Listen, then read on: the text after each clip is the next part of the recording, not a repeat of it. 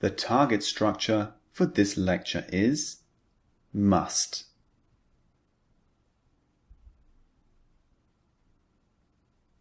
I'm sure you've heard this grammar structure before.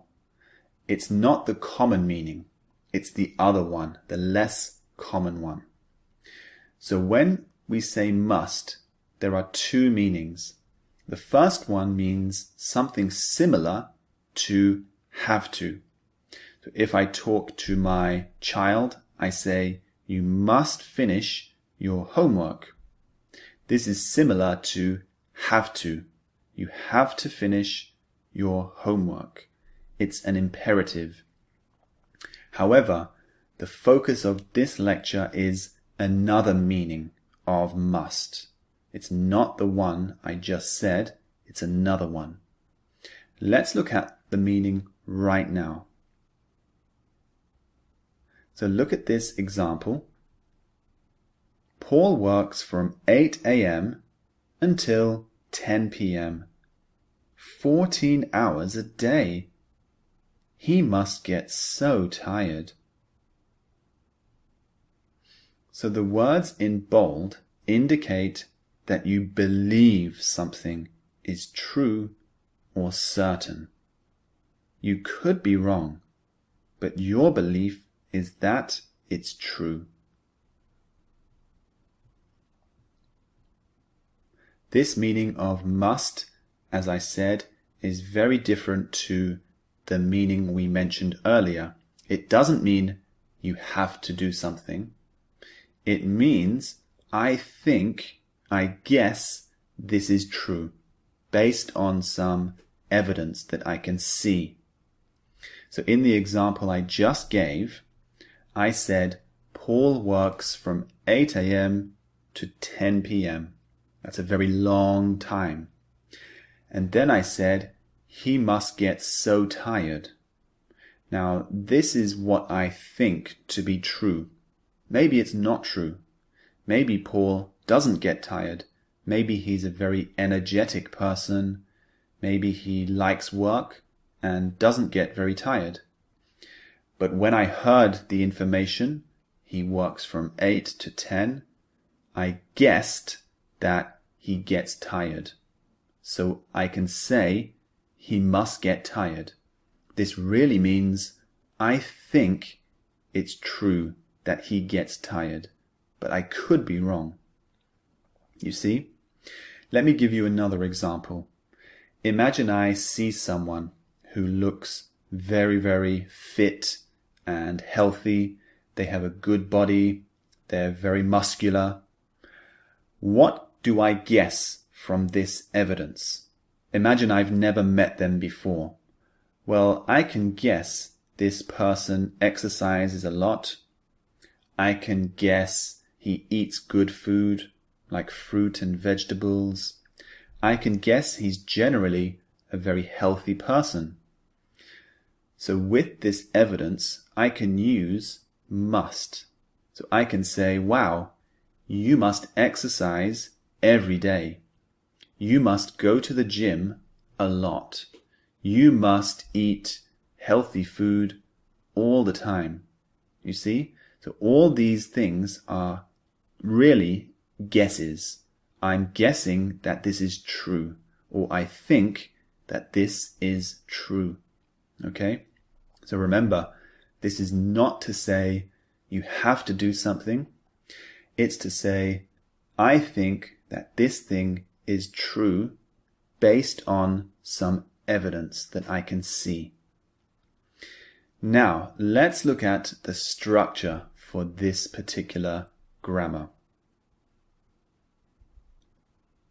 We use a subject, for example, I, he, she, it, we, you, they, plus must, plus be, plus an adjective. For example, you must be hungry. Let me make you a sandwich. So in this example, you must be hungry. Again, I'm guessing, I'm assuming that this is true. So imagine I sit down with my friend and I hear his tummy making a noise. His tummy is rumbling. What can I guess based on this evidence? I can guess that he's hungry. So I can say, you must be hungry. Let me make you a sandwich. Here is another structure for this grammar. We use a subject again, I, he, she, it, etc., plus must, plus be, plus an ing verb. For example, look, there's John driving his car. He must be going to work. And another very common structure is like this. The subject again, I, he, she, it, etc., plus must, plus a basic verb. So I can say, you are from England. You must drink lots of tea.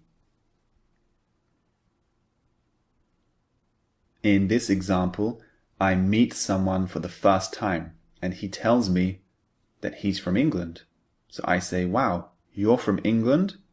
You must drink lots of tea. So this is my guess based on the information that he's given me. So he told me he's from England. I know in England lots of people like to drink tea. So I say, you must drink lots of tea. You see? So it's a guess based on the evidence that I have. Now there's another structure that we can use. It's the past structure. Let's have a look at that now. If we want to talk about the past, we use this structure. A subject, I, he, she, it, etc., plus must, plus have, plus been, plus an adjective. For example, John must have been asleep when I called him. He sounded very tired. This is the past structure. So in the example I just gave, I said, John must have been asleep when I called him because he sounded tired. So based on the evidence, he sounded tired, I can guess that he must have been asleep when I called him. So we use the past tense like this. Must have been plus an adjective. There's another structure as well that we can use. Here it is. So we can say I, he, she, it, plus must, plus have, plus been, plus an ing verb. So for example, I must have been sleeping when you knocked on the door because I didn't hear it. And there's one more past structure. It goes like this. I, he, she, it, plus must, plus have, plus a past participle verb, such as gone, eaten, known, etc. For example, I feel so sick.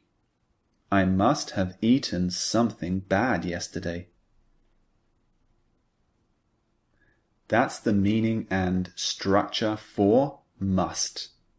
Just remember, the present form we use must, the past form we use must have.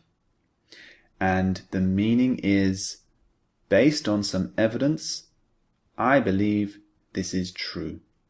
It means I could be wrong, but I guess and I think that this is true.